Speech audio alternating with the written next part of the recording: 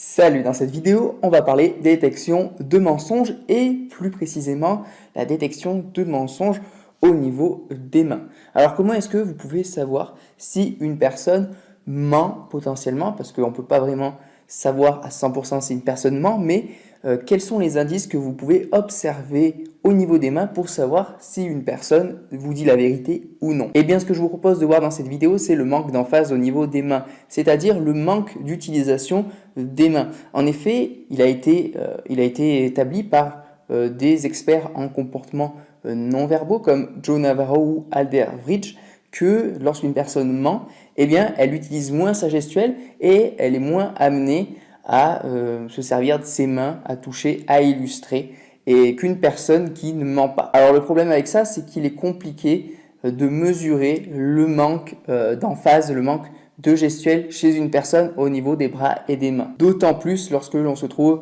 en public ou en société. Néanmoins, efforcez-vous toujours de voir à quel moment ce manque d'emphase, ce manque de gestuelle intervient et dans quel contexte cela intervient. Par exemple, vous êtes avec des amis, vous êtes en soirée et une personne raconte une histoire ou quelque chose qui lui est arrivé et vous observez qu'à un moment dans l'histoire, la personne utilise tout d'un coup beaucoup moins ses mains, sa gestuelle pour illustrer, alors que d'habitude il l'utilise beaucoup. Et bien ça, c'est un manque d'emphase qu'il est intéressant de noter et de repérer. Et cela est d'autant plus vrai lorsqu'un sujet bien précis est abordé. Lorsque vous voyez qu'une personne manque d'emphase, manque de gestuelle, à chaque fois qu'un sujet bien précis est abordé et que c'est tout le temps sur ce sujet-là que la personne paraît moins sûre d'elle, que la personne s'exprime moins, a moins de gestuelle, eh bien c'est quelque chose à noter, à repérer et c'est peut-être un signe que cette chose-là, elle a un problème avec cette chose-là, que ça la met mal à l'aise ou peut-être qu'elle ment par rapport à quelque chose, par rapport à ce sujet ou autre. En fait, il faut savoir que tout changement brusque dans nos comportements, dans nos mouvements, reflète l'activité cérébrale. Et lorsque des bras cessent de bouger après avoir été animés, après qu'une personne ait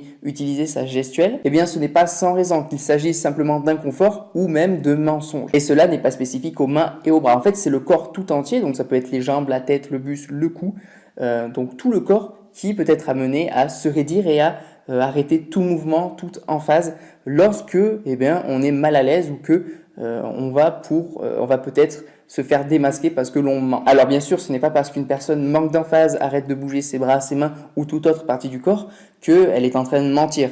C'est simplement un comportement qui note l'inconfort par rapport à un sujet abordé et une personne innocente qui n'a pas menti peut très bien avoir ce genre de comportement, tout comme une personne qui ment. Mais il est vrai que la plupart du temps, si l'on en croit des scientifiques, des experts en communication non verbale et langage corporel, lorsque une personne cesse de bouger, d'utiliser sa gestuelle, eh bien c'est un comportement que l'on retrouve souvent chez les personnes qui mentent. Car généralement, les déclarations que font ces personnes qui mentent sont assez discrets et manquent d'emphase et donc montrent un manque de confiance. En effet, étant donné qu'une personne qui ment ne va peut-être pas s'impliquer au maximum dans ce qu'elle dit, donc dans son mensonge, eh bien elles n'auront pas totalement confiance en elle et en ce qu'elle raconte. Même si leur cerveau pensant, qui est le néocortex, choisit les mots pour essayer de tromper au mieux les personnes à qui elles mentent, le cerveau émotif, qui est donc le système limbique, la partie la plus honnête du cerveau, n'est pas impliqué dans le mensonge et ne va donc pas mettre en valeur les mots prononcés par un langage non verbal en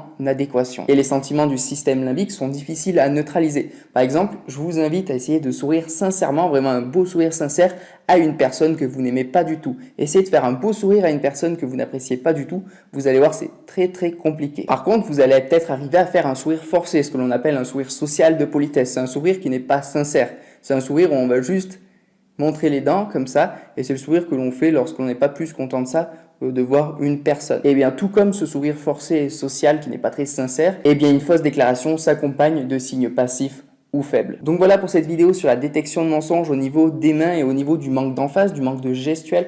Je vous invite à essayer dans votre quotidien, lorsque vous avez un doute sur ce que raconte une personne, d'observer ce manque d'emphase, ce manque de gestuelle, lorsque la personne aborde le sujet sur lequel vous avez un doute. Si la communication non verbale vous intéresse, vous avez dans la description un bonus complètement offert qui vous explique comment comprendre et interpréter le langage corporel de vos interlocuteurs mais également améliorer votre propre langage corporel. Dans ce bonus, je vous explique également comment détecter le mensonge. Je vous explique également les signaux non-verbaux de séduction chez les hommes et les femmes et comment les repérer. Je vous invite également à vous abonner à la chaîne YouTube pour ne rater aucune vidéo, à me laisser un commentaire si vous avez quelque chose à rajouter ou si vous avez une question à me poser. Vous pouvez partager cette vidéo si elle vous a plu, mettre un pouce bleu, ça fait toujours plaisir. Et moi, je vous dis à la prochaine. Ciao!